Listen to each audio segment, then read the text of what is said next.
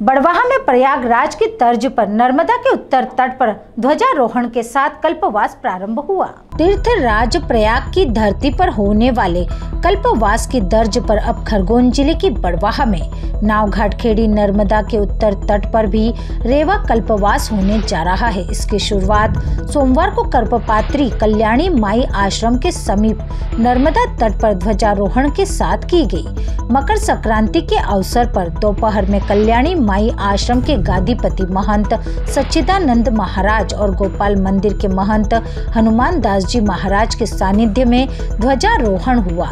यहाँ पर अब 1 माह तक संत महंत श्रद्धालु गृहस्थ सभी तपस्या करेंगे। सुबह भक्तों के द्वारा नर्मदा तट पर एक छोटा गड्ढा खोदा गया। इसके बाद दोपहर में दोनों महंतों ने नर्मदा के तट पर पहुंचकर पूजन अर्चन किया। पंडित अखिलेश गौतम और पंडित सचिन शर्मा द्वारा विधि विधान से पूजन अर्चन कराया गया। इसके बाद दोनों महंतों ने मां नर्मदा जी का पूजन अर्चन करके ध्वजा को उत्साह के साथ आयोजन स्थल पर लाया गया, जहां पर महंतों ने ध्वजारोहण किया। इसके बाद आरती और प्रसाद वितरण किया। इस अवसर पर परिक्रमावासी भक्त मौजूद थे।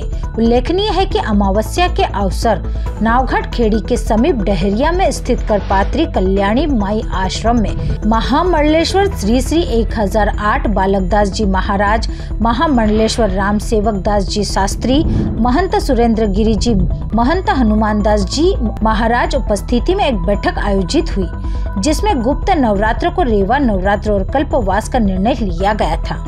अमावस्या के दिवस सभी संत ब्राह्मण एकत्र हुए थे। महामंडलेश्वर बालकदास जी, श्री शास्त्री जी, राम सेवक दास जी महाराज और हनुमान दास जी सभी लोग एकत्र हुए थे। सभी संत ब्राह्मण एकत्र होकर ये संगोष्ठी हुई थी। उस समय श्री महंतों संतों की मंशा से यहाँ पर माघ मेले का जो शास्त्रों में महत्व है, उसी महत्व को देखते हुए रेवा के तट पर तप करने का विशेष महत्व है।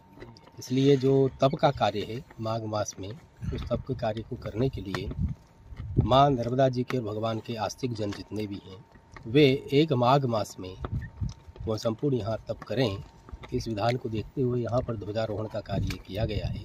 जो भी श्रद्धालु भक्तजन, ब्राह्मण देवता और यहाँ सदगृहस्थ संत महात्मा जो भी चाहें, वे यहाँ पर नर्मदा जी के पावन तट पर कल्पवास करें। इस मनसा को दिल लेकर वर्तमान में ये ध्वजारोहण का कार्य हनुमान दास जी महाराज और उनके साथ श्री नर्मदे हर। जिस प्रकार उत्तर प्रदेश में प्रयागराज में माघ मास में गंगा यमुना सरस्वती के किनारे कल्पवास किया जाता है प्रत्येक वर्ष, हमारी पुरानी सनातन परंपरा रही है। तो उसी चीज़ को देखते हुए ऐसे संतों ने विचार किया कि अपने नर्मदा क्षेत्र में भी नर्मदा माँ के गोद में ऐसा तप करना चाहिए। तो उसी प्रकल्प को देखते हुए यहाँ धर्म सम्राट स्वामी करपात्री जी के आश्रम के समीपस्थ नर्मदा मैया के तट पर उत्तर तट पर ध्वजारोहण आज किया गया है, क्योंकि इसका बहुत महत्व है कल्पवास का। कल्पवास का भी थोड़ा हम भेद समझेंगे कि जैसे सतयुग, त्रेता, द्वापर और कलयुग, ये चारों युग जब एक बार बीत जाते हैं तो इसको चतुर्युगी कहते हैं।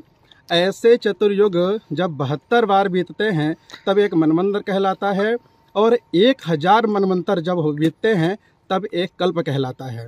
और वही कल्प का पुण्य, जैसे एक कल्प में इतनी तपस्या किया जाए साधारण जगह है तो कितना पुण्य मिलेगा, तो इतना तो कोई कर नहीं सकता, ना तो इतनी किसी की आयु है। उसी चीज़ को देखते हुए संतों ने और ऋषियों ने हमारी परंपरा बनाई कि माघ मास में प्रयागराज तीर्थ क्षेत्र में 1 महीने अगर कोई गंगा जी के तट पर स्नान, ध्यान, पूजन आदि कर लिया जाए तो 1 कल्प का उसको पुण्य प्राप्त हो जाएगा।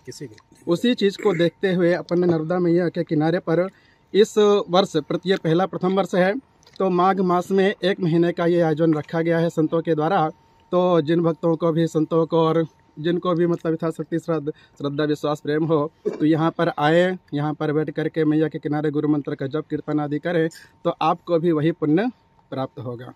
माता श्री नर्मदे हर। बड़वाह से विशाल कुमरावत की रिपोर्ट।